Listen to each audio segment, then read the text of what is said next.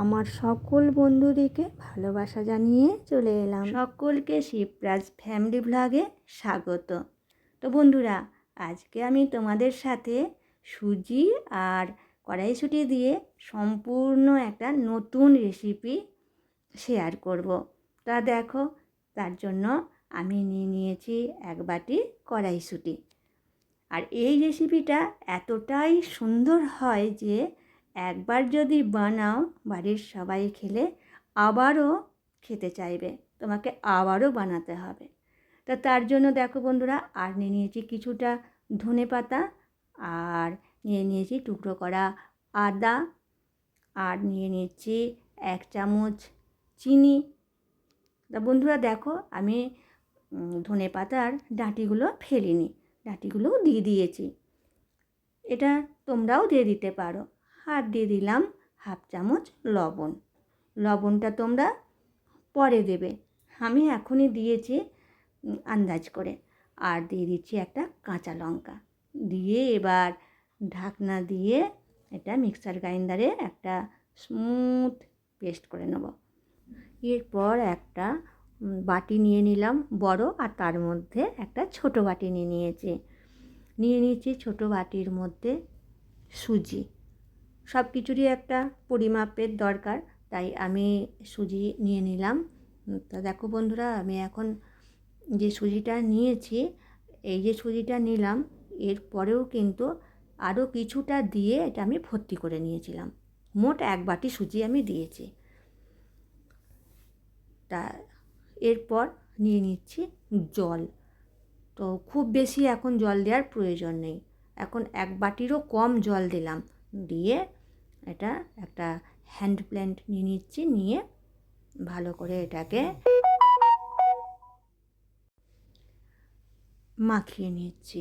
দেখো, এখন কিন্তু খুব বেশি পাতলা করার কোনো প্রয়োজন নেই, ঠিক এইভাবেই এটাকে মাখিয়ে নিলাম, মানে সমস্ত সুজিটা যেন জল পেয়ে যায়। তা দেখো, দিয়ে এটাকে আমি 10 মিনিটের জন্য রেস্টে রেখে দেব। তা দেখো, ভালো করে সব সুজিটাই একসঙ্গে মাখিয়ে আর রেখে দিচ্ছি।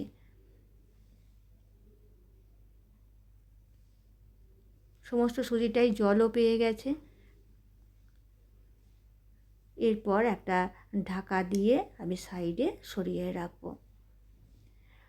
আর এটা যে সরিয়ে রাখছি না, যখন খুলবো তোমাদেরকে দেখাবো কতটা সুন্দর ফুলে উঠবে, আর ততই নরম হয়ে যাবে। ততক্ষণে আমি কিছু সবজি কেটে নিয়েছি একটা গাজর। এবার গাজরের খোসা ছাড়িয়ে গাজরটা খুব ছোট ছোট করে কেটে নেব বন্ধুরা।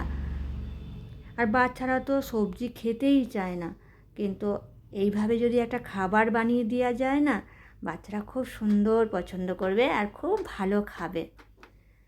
আর নিয়ে নিচ্ছি দেখো গোটা 4 বিনস, খুব বেশি নিইনি, অল্প করেই দিয়েছি। তা আমি কী কী সবজি কেটেছি সবটাই তোমাদেরকে দেখাবো, কী কী পরপর দেব। 10 মিনিট পর আমি ফিরে এলাম। দেখো বন্ধুরা, কতটা নরম হয়ে গেছে আর ফুলেও উঠেছে। তো দেখো, এই দেখো কতটা সুন্দর হয়েছে। তোমাদেরকে আমি দেখাচ্ছি, দাঁড়াও, হাতে করে হলে ভালো বুঝতে পারবে। এবার হাতে করে খুব সুন্দর করে একটু মেখে নিচ্ছি। দেখো, একটু ঠেসে মেখে নিলাম, তাতে সুজির দানাগুলোও নরম হয়ে যাবে।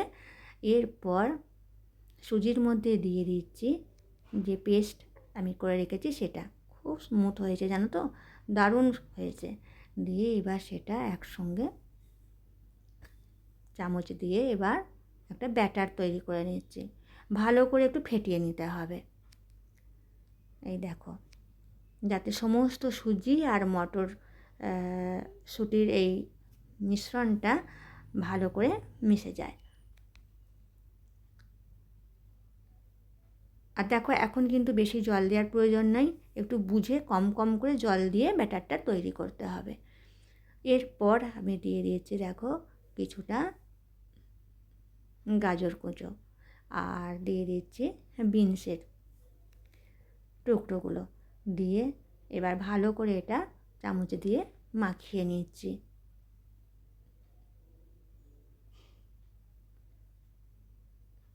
খুব ভালো করে যাতে সব কিছুর সঙ্গে মিশে যায়। তো বাকিটুকু গাজরও দিয়ে দিলাম, আর দিয়ে দিলাম কিছুটা জল, ওই 5-6 চামচের মতো জল দিয়েছি। আর দিয়ে দিচ্ছি পেঁয়াজটাও আমি কেটে রেখেছিলাম। পেঁয়াজটা দিলে টেস্ট ভালো হয়। আর যদি কেউ পেঁয়াজ খেতে না চাও তাহলে বাদ দিতে পারো, তবে পেঁয়াজ দিলে টেস্ট বেশি ভালো হয়। দিয়ে দেখো খুব সুন্দর একটা ব্যাটার তৈরি করে নিয়েছি। এরপর অন্যদিকে আমি একটা একটা প্যান বসিয়ে দিয়েছি, আর গরম হয়ে গেছে প্যান। তার মধ্যে খুব অল্প পরিমাণ তেল দিয়ে গ্রিল করে নিলাম। তা দেখো এরপর দিয়ে দিলাম ব্যাটার, হাতায় করে দিয়েছি, দিয়ে হাতায় করে খুব সুন্দর করে এইভাবে একটা গোল শেপ দিয়ে দিচ্ছি। খুব বেশি পাতলা মোটেও করবে না, তাহলে অনেকটা বড় হয়ে যাবে আর তখন উল্টাতে অসুবিধা হবে। তাই ঠিক আমি যেভাবে করেছি এইভাবে ব্যাটারটি তৈরি করবে। দিয়ে একটা ঢাকা দিয়ে দিলাম। এখন ঢাকা খুলে নিলাম। দেখো বন্ধুরা কতটা সুন্দর হয়েছে। আর এটা একটু বেশ মোটা মোটা হবে, খুব পাতলা হবে না, মোটা মোটা হলে এটা ভালো লাগবে খেতে। দিয়ে উল্টে দিলাম, কতটা সুন্দরভাবে উল্টানোও গেল। দিয়ে আবারও ঢাকা দিয়ে দিলাম উল্টো দিকটা যাতে সিদ্ধ হয়। তা সেটা হয়ে গেছে, আমি নামিয়ে দিয়েছি। আরও একটা তৈরি করে আমি তোমাদেরকে দেখাচ্ছি।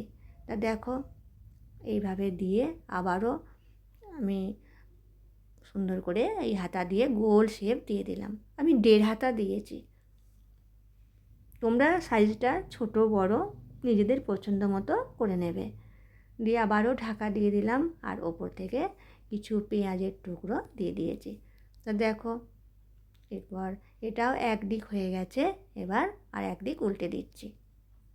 আর বন্ধুরা এটা এতটাই হেলদি হয়, দেখো তেল নাম মাত্র, তেল নেই বললেই চলে।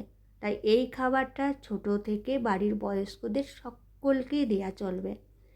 আর এটা স্কুলে যারা পড়ে তারাও টিফিন নিয়ে যেতে পারবে ছোটরা, এবং বড়রাও স্কুল কলেজ অফিসেও টিফিন নিয়ে যেতে পারবে।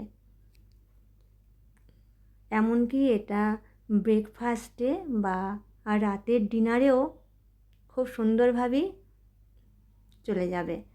তা দেখো আরও এটাকে উল্টে দিলাম, দিয়ে আর একদিক হয়ে যেতে এই দেখো কতটা সুন্দর হয়েছে দেখতে, আর কত সুন্দর উল্টানো যাচ্ছে দেখো। এরপর এটা আমি তুলে নিচ্ছি বন্ধুরা, নিয়ে আবারও একটা দিয়ে আমি তোমাদেরকে দেখিয়ে দিচ্ছি। ঠিক একই প্রসেসে দিয়ে ভালো করে হাতায় করে গোল শেপ দিয়ে নিলাম। দিয়ে ওপর থেকে দিয়ে দিচ্ছি কিছু পেঁয়াজ, তাহলে বেশ দেখতে ভালো লাগবে, সেই কারণেই এভাবে দিয়ে দিলাম। কিছু টুকরো পেঁয়াজ আমি সাইডে সরিয়ে রেখেছিলাম, সেটাই দিচ্ছি।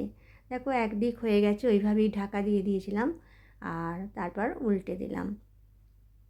এইভাবে পরপর সবগুলোই করে নিচ্ছি।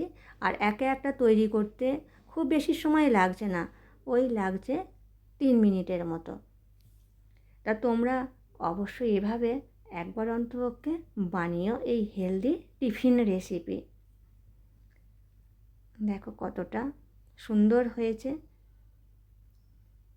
আর দেখতেও দেখো বেশ ভালো লাগছে। তো তোমরা বন্ধুরা একবার হলেও এই রেসিপিটি বানিও, আমি তোমাদেরকে বলছি।